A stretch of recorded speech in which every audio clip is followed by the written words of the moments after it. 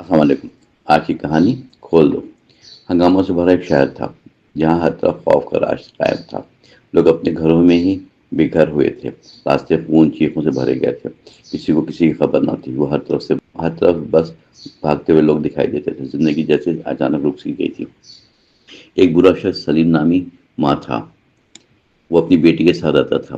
بیٹی کا نام عائشہ تھا، معصوم سی، بس حالت کیا آگ نے سب کچھ جلا دیا تھا۔ ایک دن دونوں بچھڑ گئے، اچانک ہجوم نے انہیں ایک دوسرے سے جدا کر دیا اور راستے نے نکل گئے۔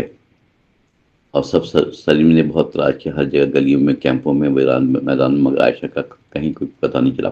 اس کی آنکھوں میں امید باقی تھی، وہ ہر ملنے والی سے سوال کرتا کہ اس نے میری بیٹی کو دیکھا۔ لوگ سر ہلا کر آگے بڑھ جاتے تھے۔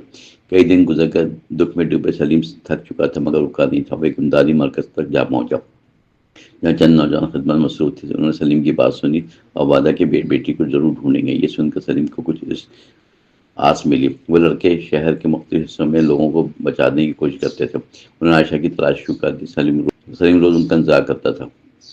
اس کی آنکھوں میں دروازے پر جمی رہتی تھی، ہر آہٹ پر دل تیزی سے دھڑکتا تھا، مگر دن گزرتے گئے، کوئی خبر نہ آئی۔ ایک دن وہ نوجوان واپس آیا، انہوں نے بتایا کہ ایک لڑکی ملی جو بہت کمزور بے حال تھی۔ سلیم کی سانسیں رک گئیں، لمحے بھر وہ فوراً کے ساتھ روانہ ہو۔ اس کے دل میں خوف اور امید ساتھ چل رہی تھی، ایک عجیب کیفیت تھی۔ وہ ایک ہسپتال کے کمرے میں پہنچی جہاں خاموشی چھائی ہوئی تھی، گہری۔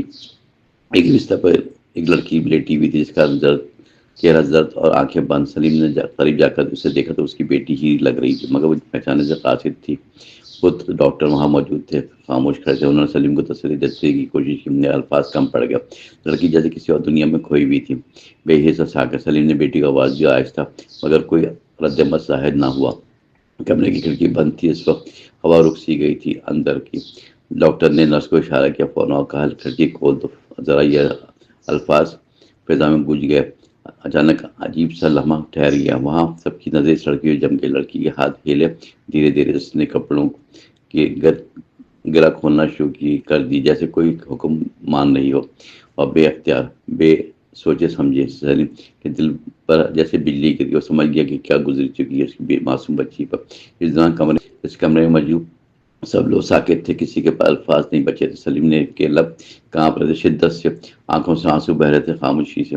اس نے بیٹی کو ڈھانپ دیا، فوراً اسے اپنے سینے سے لگا لیا، مگر خاموش رہی، جیسے پتھر۔ یہ لمحے بہت بھاری تھے اور دردناک، جس نے سب کو ہلا کر رکھ دیا۔ انسان جیسے کہیں کھو گئی تھی اور صرف جسم باقی رہ گیا تھا۔ عائشہ کی روح کہیں دور جا چکی تھی، جہاں تک کوئی پہنچ نہیں سکتا تھا۔ یہ زخم کبھی بھرنے والا نہ تھا۔ سلیم نے آنکھوں کی آسمان کی طرف دیکھا، جیسے کوئی سوال کرنا چاہتا ہو، مگر الفاظ کے ساتھ نہ دے رہے تھے، صرف آنسو تھے۔ ٹوٹا ہوا دل، وہ اپنی بیٹی کو لے کر بیٹھ گیا اور خاموشی سے اسے سراہتا گیا، جیسے وہ ابھی ابھی بچی ہو۔ معصوم وقت رک گیا۔ اس لمحے کوئی حرکت نہ تھی، کوئی آواز، صرف ایک کہانی تھی درد کی، جو ہمیشہ کے لیے ثبت ہو گئی۔ ان سب کے دلوں میں جو وہاں تھے، یہ منظر بھلا نہ سکے کبھی۔ یہ چیخ تھی جو سدائی نہ دے رہی تھی، یہ کہانی انسان کی بے بسی دکھائی دیتی تھی۔ اس ظلم کو بہت انسان اور ہی انسان بڑھاتا تھا۔ محبت اور حفاظت کے دعوے سب کھوکھلے ثابت ہوئے ہیں ایسے وقت میں، جب انسان اپنی حدیں بھول جاتا ہے اور حیوانیت غالب آ جاتی ہے۔ سلیم کی زندگی بدل چکی تھی، اب وہ پہلے جیسا انسان نہ رہا۔ اس کی آنکھوں میں روشنی نہ تھی، صرف خالی پن باقی رہ گیا تھا، مگر اپنی بیٹی کے ساتھ رہا، آخری سانس تک اس کا سہارا بنا رہا۔ یہی اس کی زندگی کا مقصد بن گیا۔ یہ کہانی ہمیں آئینہ دکھاتی ہے کہ جنگ اور نفرت کیا کر سکتی ہے انسان کا دل اور روح کے ساتھ، اور کیسے ایک لمحہ پوری زندگی کو بدل دیتا ہے ہمیشہ۔ یہ سبق ہے کہ انسان کو نہ کھونے دیں، چاہے حالات جیسے بھی ہوں۔